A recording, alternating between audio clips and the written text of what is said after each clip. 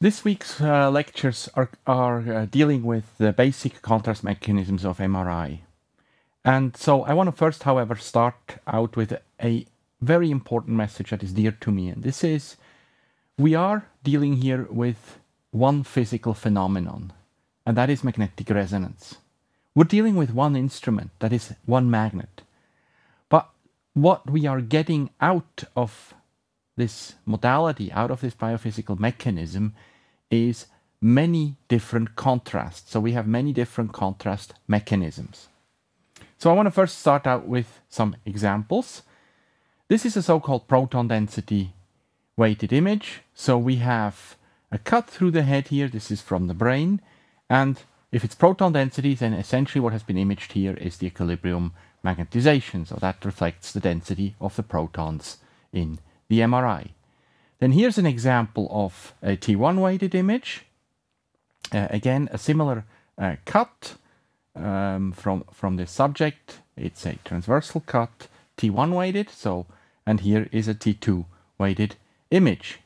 So these are some very basic contrasts: proton density, T1 weighted, and T2 weighted. And you can see that just by changing some experimental parameters, one can substantially change the appearance of the image. So here, what is interesting to note here is the cerebrospinal fluid. The ventricles, they are filled with cerebrospinal fluid. Here they are the more intense than the others because they have a bit more water. In the T1 weighted image, they're dark because they have a long T1. And in the T2 weighted image, they are bright because they have a long T2. Here's an example which is more pathological. So this is clearly not a normal part of the brain. This is T1 weighted, and here it's T2 weighted. Now what is this space here? It's dark on the T1 weighted, like the cerebrospinal fluid. It's bright on the T2 weighted, like cerebrospinal fluid. So this is a cavity where tissue has been eliminated. In fact, it is a large cyst. It's just cerebrospinal fluid, probably a resected tumor or some complication early in life. Now here's another example. It's a bit more elaborate that I want to illustrate here, and this is imaging multiple sclerosis. So we're looking at the plaques. So we're looking here first at the T2 weighted image on the left, and we see that cerebrospinal fluid is bright. It's here in the ventricles, and it's also in the sulci. And if one looks very carefully among all these bright signals, one sees some signals here that are somewhere where they shouldn't be.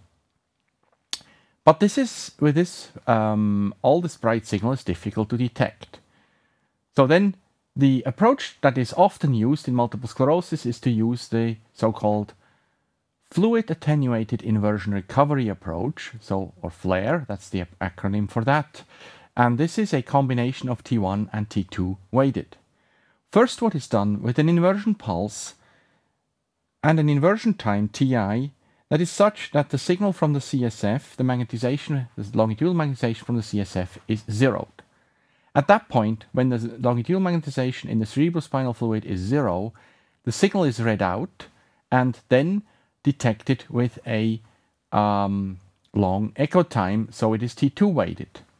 What then happens is that these lesions here in the brain tissue, the signal changes appreciably compared to the brain tissue, and there's substantially more contrast to noise ratio. Here the signal to noise ratio is substantially better, but here the contrast to noise ratio that distinguishes these demyelinating lesions from the normal appearing tissues around them is much easier detectable. And finally, we have the T1 weighted image. On the T1 weighted image, because demyelinating lesions are a destruction of tissue, so there's less tissue, less membranes, less proteins around. T1 and T2 are getting longer. T1 is longer. They appear as dark, and they are, again, not as visible as they are here on the middle image. So we have here just the examples, T1, T2, and proton density, that give us already three basic contrasts in MRI. Another contrast I want to discuss this week is T2 star weighted. We're actually going to discuss this contrast first.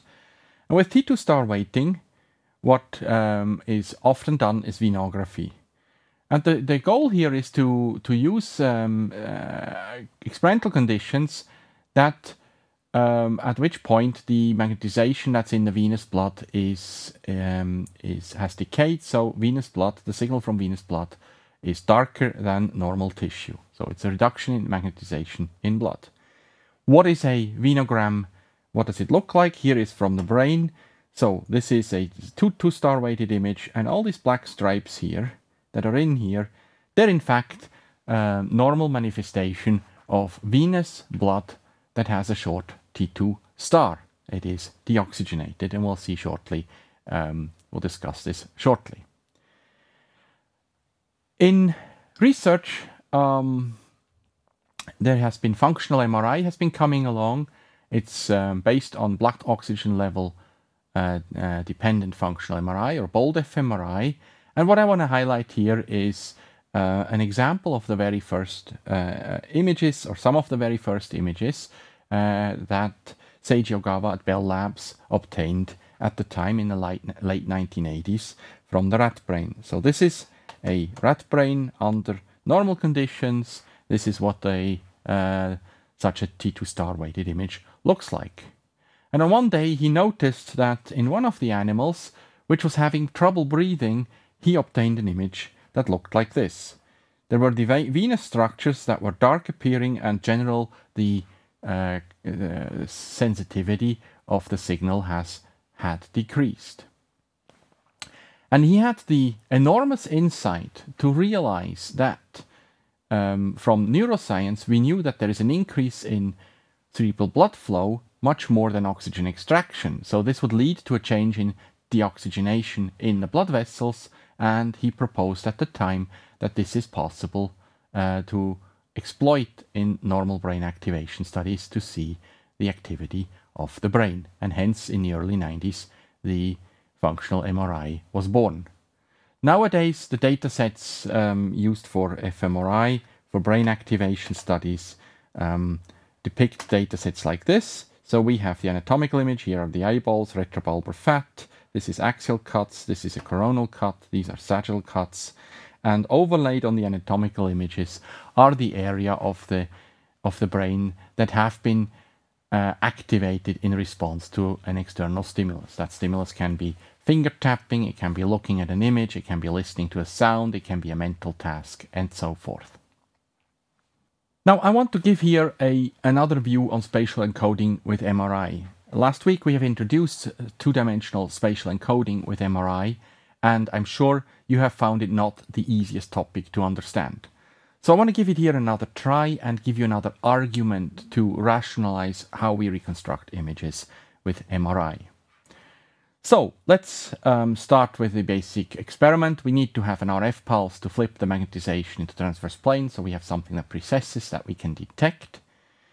This is done typically with a slice select gradient, so we're selecting a slice like this in the brain, and then we have the frequency encode gradient that is switched.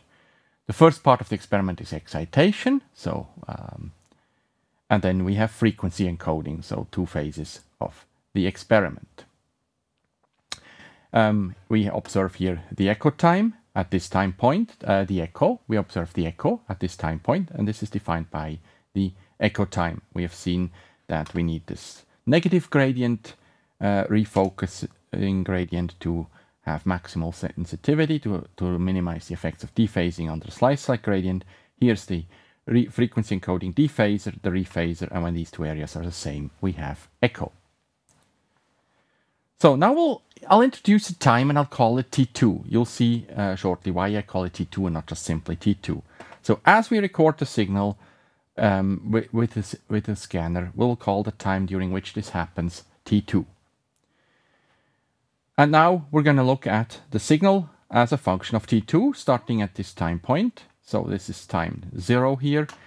This is equal to the transverse magnetization as a function of position x. We have the gradient here will assume along x. So gradient will assume the frequency code is along x. So magnetization starting here. They're all aligned, they're collinear. And then we have the different precessional frequency based on their position along x. So it's gamma gx times T2 is the phase as it evolves. And of course, the entire signal we see is the summation of all the signals along x. So now the link between the signal as a function of t2, the time domain signal, and the magnetization as a function of position, the link between the two is given by the Fourier transformation. And now we take a standard Fourier pair, time and frequency. So the Fourier transform of a signal in time gives you gives you a function as a function of frequency. That's a standard Fourier pair time frequency. So if we have t2 is our time variable, then omega 2 is we'll call omega 2 the corresponding Fourier pair variable. Now omega 2 is gamma gx times x. That is linked to the position because the gradient is fixed, the gamma is fixed, so this is omega 2 is linearly related to the position. So the magnetization as a function of this frequency is equal to the magnetization as a function of position.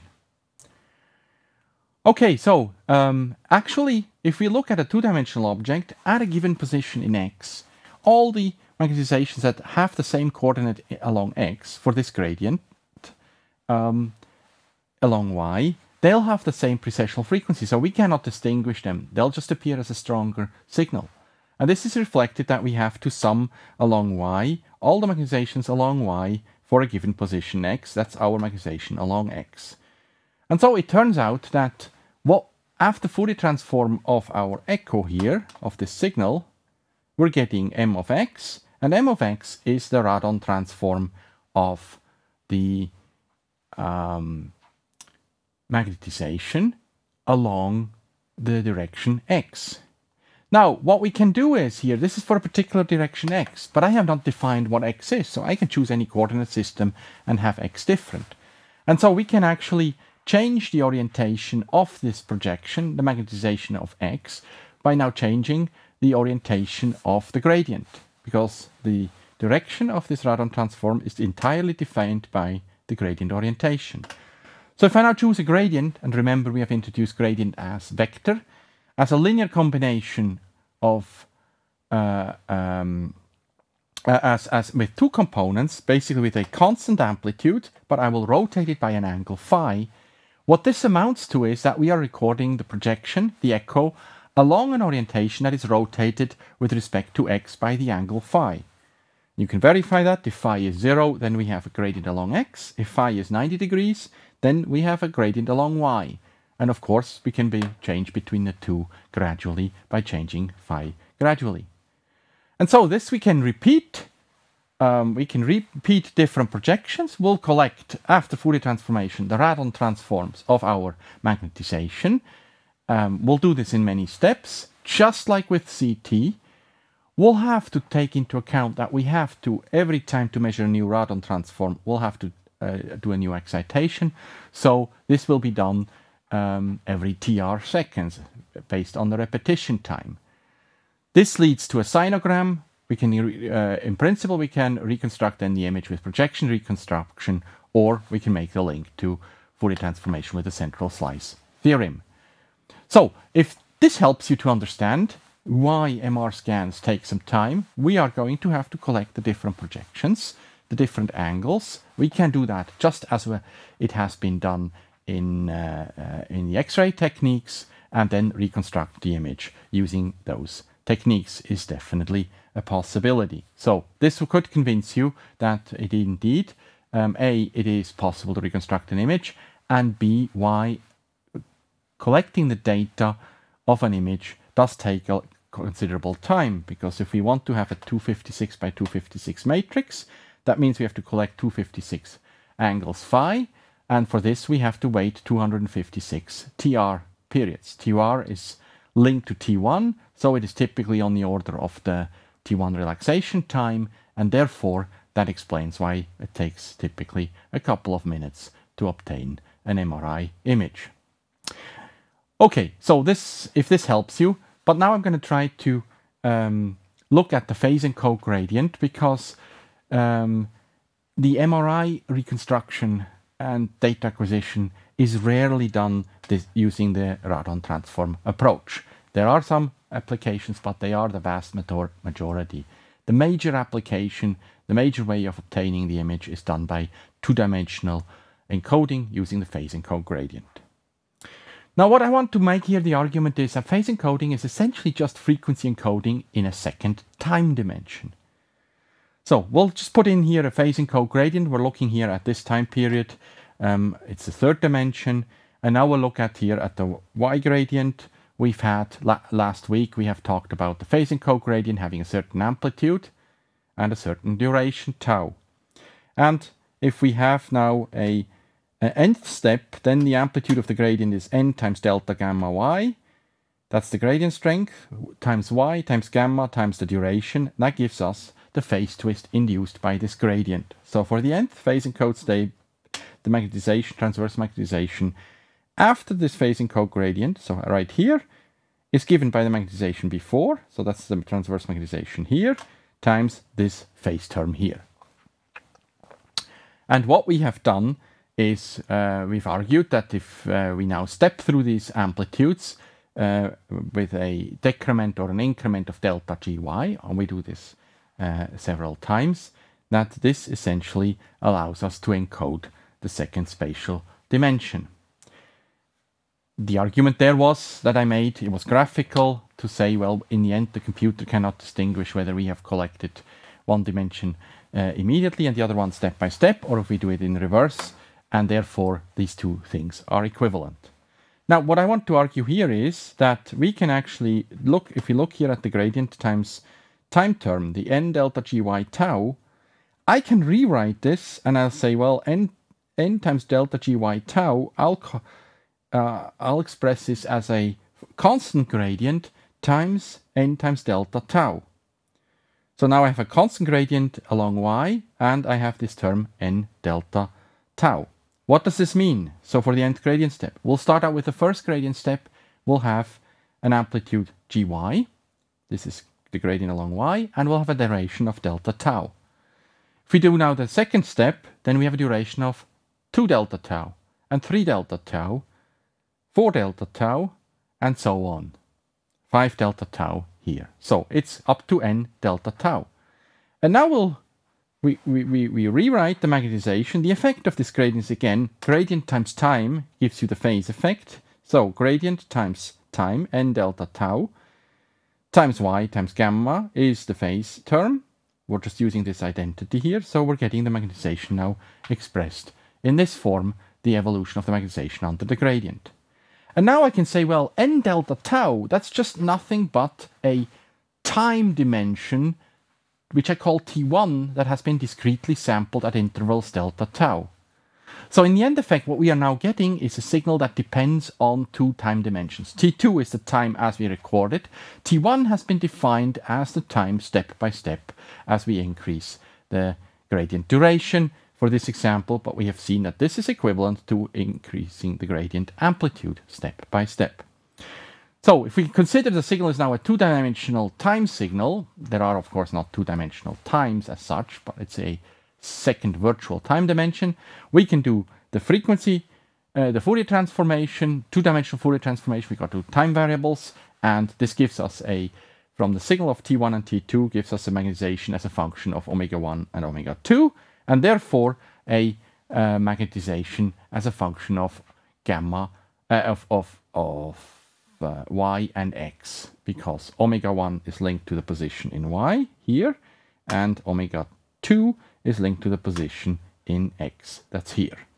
So we have a two-dimensional time signal. We can view it as that way. It's not standard-wise done in the MRI, but if it helps you, this is another way to look at it. Two-dimensional Fourier transform gives us two frequencies, a two-dimensional object, and these frequencies through the Larmor equation are linked to position with the gradient condition.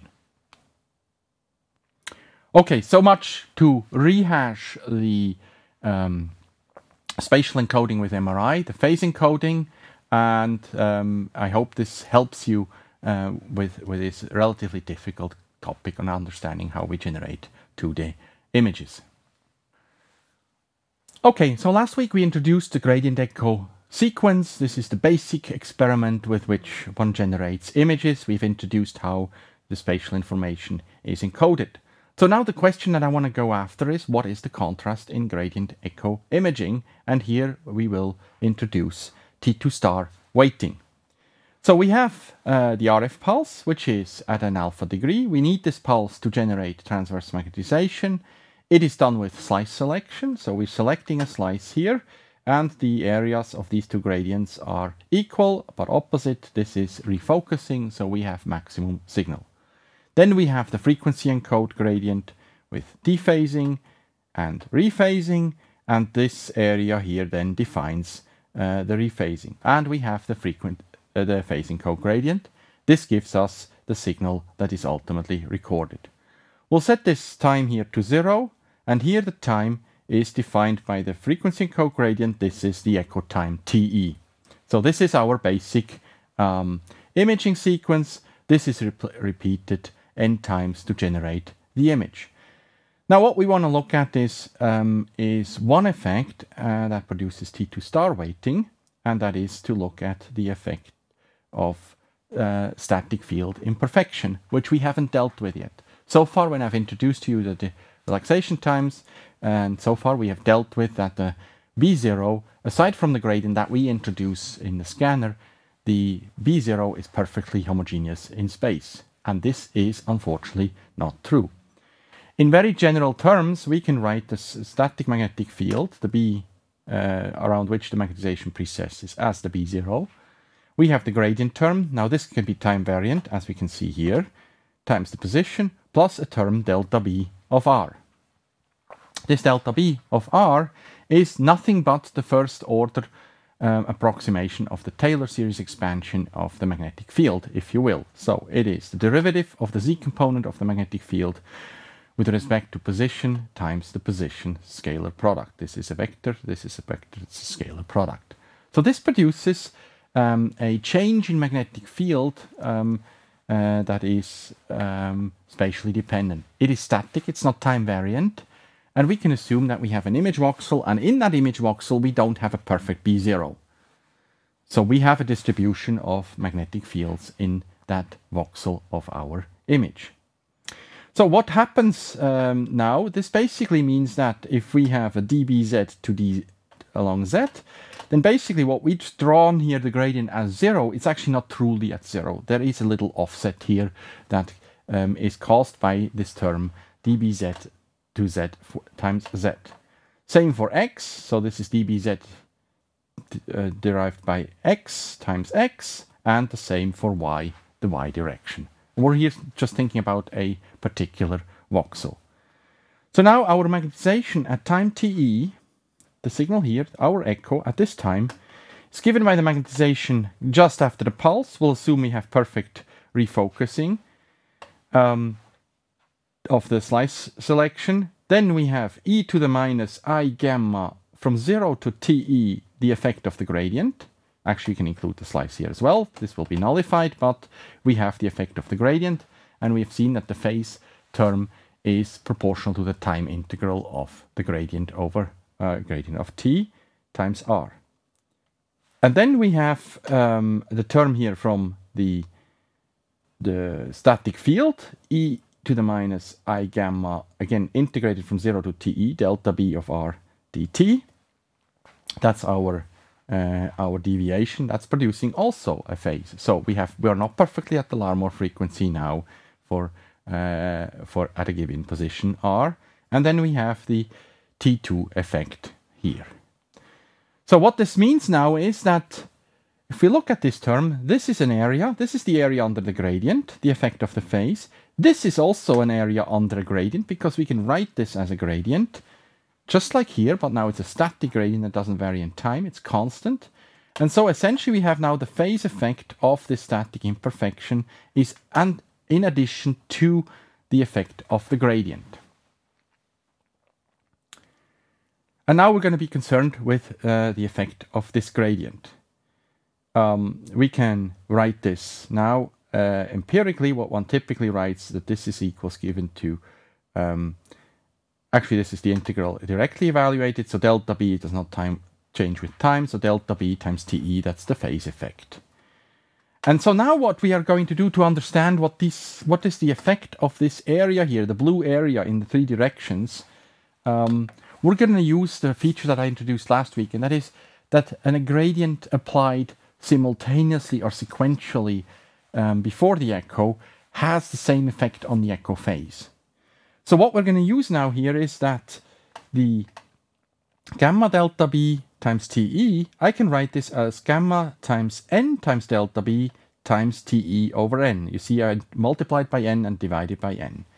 What does this mean here is now I can pretend like I'm implying a n times bigger static field homogeneity for an n times smaller time period. The effect of on the phase will be the same. You can verify this term is in here. The n cancels out, so mathematically it has no influence on the image phase, but we can easier visualize this. So let's look at the phase and cogradient, which now here appears in green. I will do this now. I will shorten the duration of this inhomogeneity. I'll pretend that it's only applied for a short period of time, and I'll increase the amplitude by the same amount, so it is now n times bigger. The area stays the same. And then I will just say, well, I can, again, with the properties I introduced last week, we can say that this gradient is applied for a short time just before the phase encode gradient. So what does this mean? So if we have a voxel where there is a gradient along y in that voxel, it has an effect on the magnetization phase as if we had for a short time turned on an additional gradient that corresponds to the dB z derived by dy, the gradient y, static gradient times, as if we had turned on a little gradient here beforehand. We can do the same, and I'll change the color here for the readout. So we have the area in orange here. We'll shorten it, increase the amplitude, and now we'll move it somewhere else. So what do we see here now? For a perfectly balanced imaging sequence, we see the area here is the same. So the area, the echo will be here. Now the effect of this inhomogeneity is to have a changing the area here. This is of course a huge exaggeration here, these effects. But the effect here of the inhomogeneity is to introduce additional dephasing, and this will change a little bit the position of the echo. So not much to worry about. However, we have the z gradient. We'll do the same thing here. So we'll shorten the duration. We'll just mimic again the effect of the long time period. We'll pretend that the effect of the static gradient here is being described by something that's much shorter but has n times larger amplitude. So I'll do this. I'll shorten it, increase the amplitude, and I'll put it somewhere else.